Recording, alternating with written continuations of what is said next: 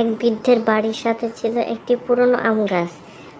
গ্রীষ্মের সময় গাছে প্রচুর পরিমাণ আম ধরে থাকতো এবং সে আম খেয়ে এবং বিক্রি করে বৃদ্ধ জীবনযাপন করত। হঠাৎ একদিন গাছে এসে 3টি পাখি বাসা বাঁধে এবং পাখি 3টি খুব আনন্দের সাথে আম খেত আর গাছে থাকতো। হঠাৎ একদিন বৃদ্ধ গাছটি কাটার জন্য কুড়াল হাতে গাছের দিকে এগোতে থাকে। গাছের কাছাকাছি যাওয়ার পরে সে পাখি বাসা দেখতে পায়।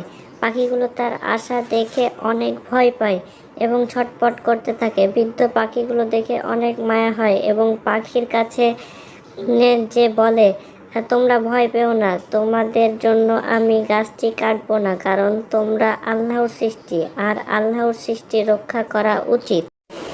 কথা বললে বৃদ্ধটি কোড়ালটি হাতে নিয়ে চলে যেতে থাকে। তার চলে যাওয়া দেখে পাখিগুলো অনেক আনন্দ পায় এবং আকাশে উড়তে থাকে।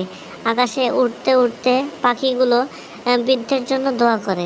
অবশ্যই ভিডিওটি ভালো লাগলে লাইক, সাবস্ক্রাইব এবং পাশে থাকা বেল আইকনটি বাজিয়ে দেবেন।